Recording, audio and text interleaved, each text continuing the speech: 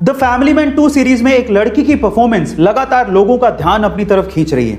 इस सीरीज में वो लड़की जिस कंपनी में काम करती है, उस कंपनी में उस लड़की का बॉस उससे लगातार छेड़छाड़ करते रहता है। ये लड़की जिस बस से घर जाती है, उसी बस में एक आदमी लगातार इस लड़की के साथ फिजिकल असोल्ट करते रहता है। इस लड़की को बहुत गुस्सा आता है, लेकिन ये लड़की कुछ कर नहीं पाती। लोगों को लगने लगता है कि एक अबला नारी है, बहुत कमजोर है, लेकिन जैसे ही लोग ये सोचते हैं, उनके विचारों पर होता है एक अटैक। उसके बाद आता है एक सीन जिसमें यही लड़की फिजिकल असोल्ट करने वाले उस बंदे को जिस तरह से ऊपर पहुंचाती है, वो सीन देखने लायक है। अब सबसे इंटरेस्टिंग बात यह है कि इतना डार्क और इंटेंस कैरेक्टर निभाने वाली ये लड़की कोई आम लड़की नहीं है, बल्कि साउथ की सुपरस्टार है। इनका नाम है समंथा अकिनेनी। गाइस, एक बार में देख के तो आप इन्हें पहचान भी नहीं पाएंगे। अगर आपने साउथ सुपरस्टार यश की KGF चैप्टर 1 देखी है, तो उसका नेगेटिव कैरेक्टर गरुड़ा आपको जरूर याद होगा। ये फैक्ट जान के आप लोग शायद हैरान रह जाएं कि गरुड़ा का किरदार निभाने वाले राम एक्चुअली यश के 12 साल तक बॉडीगार्ड रह चुके हैं। सवाल यह उठता है कि बॉडीगार्ड अचानक से विलन के रोल में कैसे आ गए। तो हुआ कुछ यूं कि KGF के डायरेक्टर प्रशांत नील जब स्टोरी के नरेशन के लिए यश से मिलने आए, तो उन्होंने वहां पर उनके बॉडीगार्ड को स्पॉट किया और उन्होंने यश से कहा कि गरुड़ा का किरदार राम निभा सकते हैं। और गाइस, सबसे बढ़िया बात यह थी कि यश ने इस चीज के लिए राम का सपोर्ट भी किया और उन्हें एक्टिंग भी सिखाई। ऐसे ही यश इतने बड़े सुपरस्टार नहीं बन गए हैं, वो बहुत दिलदार हैं और लोगों को सपोर्ट भी करते हैं। इसी वजह से लोग उन्हें बहुत चाहते हैं। यह बात है 15 मार्च सन 1959 की, जब मुंबई की एक छत पे 7 घरेलू महिलाएं इकट्ठी हुई।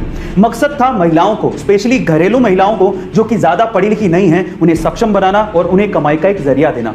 शुरू में इन 7 महिलाओं ने 80 रुपए उधार लेके पापड़ बनाना शुरू किया और जब 1 किलो पापड़ बनाने में 50 पैसे का प्रॉफिट हुआ, तो इन महिलाओं में जोश आ गया, क्योंकि 1959 में 50 पैसे का प्रॉफिट भी बहुत बड़ी बात हुआ करती थी। फिर क्या था, इन महिलाओं के विजन से और भी महिलाएं इनके साथ जुड़ती चली गई और आज इस कंपनी में 45,000 से ज्यादा महिलाएं काम करती हैं। ये कंपनी 15 से ज्यादा देशों में अपनी प्रोडक्ट सेल करती है और जो कंपनी 80 रुपए उधार लेके शुरू हुई थी, आज वो कंपनी 1600 करोड़ रुपए की कोऑपरेटिव कंपनी बन चुकी है, जिसकी वन ऑफ को फाउंडर है जसवंती बेन। गाइस, मैं बात कर रहा हूं लिज्जत पापड़ कंपनी की। ये बात है सन 1996 की, जब सौरभ गांगुली ने अपना टेस्ट डेब्यू इंग्लैंड के खिलाफ लॉर्ड्स के मैदान पे किया था और अपने पहले ही मैच में शतक ठोक के उन्होंने 131 रन की पारी खेली थी।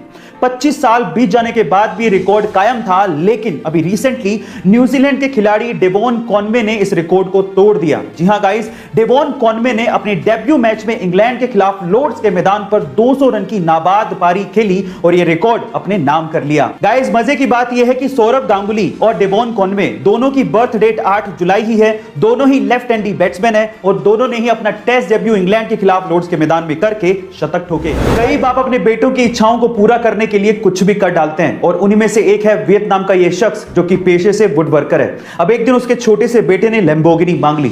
अब शायद ये शख्स लैम्बोर्गिनी तो अफोर्ड नहीं कर सकता था, लेकिन 65 दिनों की कड़ी मेहनत के बाद इस बंदे ने अपने बेटे की इच्छा को पूरा करने के लिए वुड से, यानी कि लकड़ी से लैम्बोर्गिनी बना डाली और उस लैम्बोर्गिनी का नाम इसने रखा सिएन रोडस्टर। गाइस, सोशल मीडिया पे इसकी कलाकारी की तारीफ बहुत ज्यादा हो रही है। इसका यूट्यूब तक खुद का चैनल भी है जिसका नाम है एंडी वुड वर्किंग।